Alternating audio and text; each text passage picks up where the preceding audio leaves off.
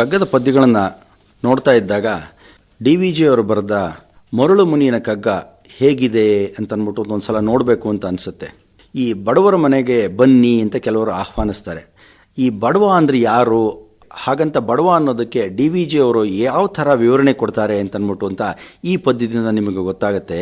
ಬಡವನಾರ್ ಮಡದಿಯೊಲವಿನ ಸವಿಯನರಿಯದನು, ಹುಡುಗರಾಟದೆ ಬೆರೆತು ನಗಲರಿಯದನು, ಉಡುರಾಜನೋಲಗದಿ ಕುಳಿತು ಮೈಮರೆಯದನು, ಬಡಮನಸೇ ಬಡತನವೋ ಮರಳು ಮುನಿಯ. ಮಂಕುತಿಮ್ಮನ ಕಗ್ಗದ ಥರನೇ ಮರಳು ಮುನಿಯನ ಕಗ್ಗ ಅಂತ ಇದೆ. ಅದರಿಂದ ಆಯ್ದಂಥ ಈ ಒಂದು ಪದ್ಯ ಎಷ್ಟು ಚೆನ್ನಾಗಿದೆ ಅಂತಂದರೆ, ಬಡವನಾರ್ ಮಡದಿಯೊಲವಿನ ಸವಿಯನರಿಯದನು ಅಂದರೆ ಹೆಂಡತಿಯ ಒಲವಿನ ಸವಿಯನ್ನು ಅರಿಯದವನು ಬಡವ ಅಂತ ಅನ್ನಿಸ್ಕೋತಾನೆ ಅಂತ ಅಂದ್ಬಿಟ್ಟು ಅಂತ. ಕೆ ಎಸ್ ನರಸಿಂಹಸ್ವಾಮಿ ಹೇಳಿದಾರಲ್ಲ, ಹೆಂಡತಿಯೊಬ್ಬಳು ಹತ್ತಿರವಿದ್ದರೆ ನಾನು ಒಬ್ಬ ಸಿಪಾಯಿ, ಹೆಂಡತಿಯೊಲುಮೆಯ ಭಾಗ್ಯವನರಿಯದ ಗಂಡಿಗೆ ಜಯವಿಲ್ಲ ಅಂತ. ಅದೇ ಥರವಾದಂಥ ಅರ್ಥ ಕೊಡುತ್ತೆ ಇದು.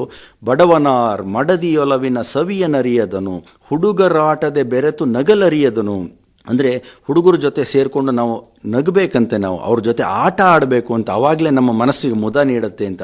ನಾವೆಲ್ಲ ಮುಂಚೆ ಮಾಡ್ತಾ ಇದ್ವಿ, ಆನೆ ಮಾಡಿಕೊಂಡು ಮಕ್ಕಳನ್ನ ಬೆನ್ನ ಮೇಲೆ ಕೂರಿಸ್ಕೊಂಡು ಹೋಗ್ತಾ ಇದ್ವಿ, ಎತ್ತತಾಂ ಬುಡು ಅಂತ ಹೇಳಿ ಅಂತ ಕಾಲ ಮೇಲೆ ಮಕ್ಕಳನ್ನು ಎತ್ತಾ ಇದ್ವಿ.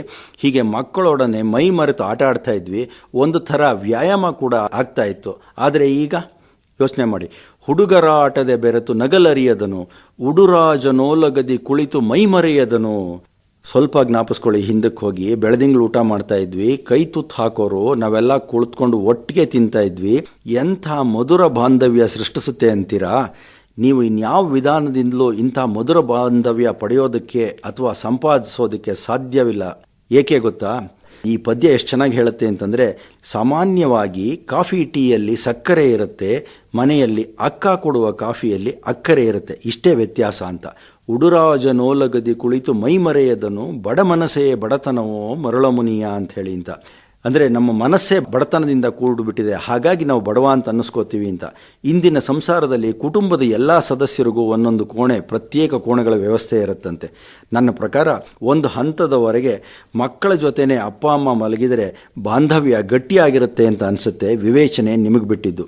ಸಾಮರ್ಥ್ಯವೇ ಬಡವನ ಐಶ್ವರ್ಯ, ಕುಟುಂಬದ ಸುಖ ಶಾಂತಿಯನ್ನು ಕಾಯ್ದುಕೊಂಡವನು ಬಡವನಲ್ಲ, ಕಳೆದುಕೊಂಡವನು ಶ್ರೀಮಂತನಲ್ಲ ಅಂಥೇಳಿ ಅಂತ. ಮುಂದಕ್ಕೆ ಮಾತಾಡ್ತಾ ಈ ಇನ್ನೊಂದು ಪದ್ಯನ ನೋಡೋಣ ಅಂತ ಅನಿಸುತ್ತೆ. ಎರಡು ಪದ್ಯನ ಒಟ್ಟಿಗೆ ನೋಡಿಬಿಟ್ರೆ ಹೇಗಿರುತ್ತೆ ಅಂತ. ಅಂದರೆ ನಮ್ಮ ದುಡಿತಕ್ಕೆ ಸರಿಯಾದ ಫಲ ಸಿಗುತ್ತಾ ಅಂತನ್ಬಿಟ್ಟು ಅಂತ. ತಿಂಗಳಾರರ ದುಡಿತ ಚೆಂಗುಲಾಬಿಯ ಬೆಳೆತ, ಕಂಗೊಳಿಪುದು ಅದರ ಸಿರಿ ಅರೆಗಳಿಗೆ ಎಲ್ಲರೊಳ್, ಪೊಂಗುವ ಆನಂದವದನು ಅನುಭವಿಸಿದವನ್ ಅಜನ ಹಂಗಿಪನೆ ಕೃಪಣತೆಗೆ ಮಂಕುತಿಮ್ಮ ಅಂಥೇಳಿ ಅಂತ ಒಂದು ಪದ್ಯ. ಅದ್ರ ಜೊತೆಗೆ ಪೂರಕವಾದ್ದು ಇನ್ನೊಂದು ಪದ್ಯ ಇದೆ ಅಂತಂದರೆ, ಅಗೆದು ಗೊಬ್ಬರ ವಿಕ್ಕಿ ನೀರೆರೆದು ತೋಟಿಗನು, ಜಗಿವ ಮುಳ್ಳಿರಿತಗಳ ಸೈರಿಸೆ ಗುಲಾಬಿ, ನಗುವುದೊಂದರೆ ನಿಮಿಷ ನಗಲು ಬಾಳ್ ಮುಗಿಯುವುದು, ಮುಗುಳು ದುಡಿತಕ್ಕೆ ತಣಿಸು ಮಂಕುತಿಮ್ಮ ಅಂತ. ಎರಡು ಪದ್ಯಗಳನ್ನು ಒಟ್ಟಿಗೆ ಹೇಳಿಬಿಟ್ಟೆ. ಏನು ಅಂತಂದರೆ ಇದರ ಅರ್ಥ ಹೇಗಿದೆ ಅಂತಂದರೆ, ತಿಂಗಳಾರರ ದುಡಿತ ಚೆಂಗುಲಾಬಿಯ ಬೆಳೆತ ಅಂದರೆ ಒಂದು ಗುಲಾಬಿ ತೋಟ ಮಾಡಬೇಕು ಅಂತಂದರೆ 6 ತಿಂಗಳು ದುಡಿಬೇಕಂತೆ. ಕಂಗೊಳಿಪುದು ಅದರ ಸಿರಿ ಅರೆಗಳಿಗೆ ಎಲ್ಲರೊಳ್, ಅದು ಎಷ್ಟು ಚೆನ್ನಾಗಿರುತ್ತೆ, ಅದರ ಕಂಪು ಎಷ್ಟು ಚೆನ್ನಾಗಿರುತ್ತೆ ಅಂದರೆ ಗಾಳಿನಲ್ಲಿ ತೇಲ್ತಾ ಬರ್ತಿದ್ದಾಗ ಅದರ ಸುವಾಸನೆ ಅರೆಗಳಿಗೆ ಮಾತ್ರ ಇರುತ್ತೆ ಅಂತ ಅನಿಸುತ್ತಂತೆ. ಪೊಂಗುವ ಆನಂದವದನ್ನು ಅನುಭವಿಸಿದವನ್ ಅಜನ ಹಂಗಿಪನೆ ಕೃಪಣತೆಗೆ ಮಂಕುತಿಮ್ಮ. ಅದನ್ನು ಅನುಭವಿಸಿದವನು, ಪೊಂಗುವ ಆನಂದವನ್ನು ಅನುಭವಿಸಿದವನ್, ಅಜ ಅಂದರೆ ಬ್ರಹ್ಮನ್ನ ಹಂಗಿಸ್ತಾನಂತೆ. ಏನೆಯ ಇನ್ನೊಂದು ಸ್ವಲ್ಪ ಹೊತ್ತು ಅದಕ್ಕೆ ಆಯಸ್ ಕೊಟ್ಟಿದ್ರೆ ಆ ಹೂಗೆ ನಿಂದು ಏನು ಗಂಟು ಹೋಗ್ತಿತ್ತು ಅಂತ ಹೇಳಿ ಅಂತ. ಪೊಂಗುವಾನಂದವದನ್ ಅನುಭವಿಸಿದವನ್ ಅಜನ ಹಂಗಿಪನೆ ಕೃಪಣತೆಗೆ ಮಂಕುತಿಮ್ಮ ಅಂತ ಹೇಳ್ಬಿಟ್ಟು ಅಂತ ಆ ಬ್ರಹ್ಮನ್ನೇನೆ ಜಿಪುಣ ಅಂತನ್ಬಿಟ್ಟು ಅಂತ ಹೇಳ್ತಾನೆ. ಅಷ್ಟೊತ್ತಿಗಾಗಲೇ ಆನಂದವನ್ನು ಅನುಭವಿಸಿ ಆಗಿರುತ್ತೆ, ಇನ್ನೂ ಇರಬೇಕಾಗಿತ್ತು ಅಂತನ್ಬಿಟ್ಟು ಅಂತ ಒಂದು ಆಸೆ ಇರುತ್ತೆ. ಈ ಪೂರಕವಾದ ಪದ್ಯದಲ್ಲಿ ಏನು ಹೇಳ್ತಾರೆ ಡಿ ವಿ ಜಿ ಅಂತಂದರೆ, ಅಗೆದು ಗೊಬ್ಬರ ವಿಕ್ಕಿ ನೀರೆರೆದು ತೋಟಿಗನು, ಜಗಿವ ಮುಳ್ಳಿರಿತಗಳ ಸೈರಿಸೆ ಗುಲಾಬಿ ಅಂತಂದರೆ ಗುಲಾಬಿ ತೋಟ ಮಾಡಬೇಕು ಅಂತಂದರೆ ಗೊಬ್ಬರ ಹಾಕಬೇಕು, ಅಗಿಬೇಕು, ನೀರೆರಿಬೇಕು, ಎಷ್ಟು ಕಷ್ಟಪಡಬೇಕು. ಇದರ ಮಧ್ಯ ಆ ಮುಳ್ಳು ಬೇರೆ, ಗುಲಾಬಿ ಗಿಡದ ಮುಳ್ಳು ಬೇರೆ, ಅದನ್ನ ಚುಚ್ತಾ ಇರುತ್ತೆ, ಅದನ್ನೆಲ್ಲ ಸೈರಿಸ್ಕೋಬೇಕು ಅಂತ. ನಗುವುದೊಂದು ಅರೆ ನಿಮಿಷ ನಗಲು ಬಾಳ್ ಮುಗಿಯುವುದು. ಆ ಗುಲಾಬಿ ಹೂ ಬಿಟ್ಟಾಗ ಎಷ್ಟು ಚೆನ್ನಾಗಿರುತ್ತೆ, ತೋಟ ಎಷ್ಟು ಸುಂದರವಾಗಿ ಕಾಣ್ತಾ ಇರುತ್ತೆ, ಬಣ್ಣ ಬಣ್ಣದ ಹೂಗಳು. ಆದರೆ ನಗುವುದೊಂದು ಅರೆ ನಿಮಿಷ ನಗಲು ಬಾಳ್ ಮುಗಿಯುವುದು, ನಾನು ಇನ್ನೂ ನಗ್ತಾ ಇದ್ದೀನಿ ಎಂದಾಗ ಗುಲಾಬಿ ಹೂವು ಬಾಡ್ಕೊಂಡು ಹೋಗ್ಬಿಡ್ತಾ ಇರುತ್ತೆ. ಮುಗುಳು ದುಡಿತಕ್ಕೆ ತಣಿಸು ಮಂಕುತಿಮ್ಮ ಅಂತಂದರೆ ಅಂದರೆ ಆ ನಗು ಅಂತಿರುತ್ತಲ್ಲ, ಅದು ಸ್ವಲ್ಪ ಹೊತ್ತಾದರೂ ಪರವಾಗಿಲ್ಲ, ನಾನು ಇಷ್ಟು ದಿವಸ ದುಡಿದ್ನಲ್ಲ ಅಷ್ಟು ಸಾಕು, ನನಗೆ ಇಷ್ಟೊಂದು ಸಂತೋಷ ಕೊಡ್ತಲ್ಲ ಅಂಥೇಳಿ ಅಂತ. ಕಷ್ಟಪಟ್ಟು ದುಡಿದಿದ್ದಕ್ಕೆ ಪ್ರಸಾದದ ತರಹ ಫಲ ಸಿಗುತ್ತೆ. ಅದಕ್ಕೇ ಪ್ರಸಾದವನ್ನು ತುಂಬ ಚೆನ್ನಾಗಿ ಮಾಡಿರ್ತಾರೋ ಏನೋ. ತಿರುಪತಿ ಲಡ್ಡು, ಅಮೃತ್ಸರದ ಸ್ವರ್ಣ ಮಂದಿರದ ಒಳ್ಳೆ ತುಪ್ಪದಲ್ಲಿ ಮಾಡಿದಂಥ ಸಜ್ಜಿಗೆ, ಪಂಚಾಮೃತ ಬಲು ರುಚಿಯಾಗಿರುತ್ತೆ ಸ್ವಾಮಿ.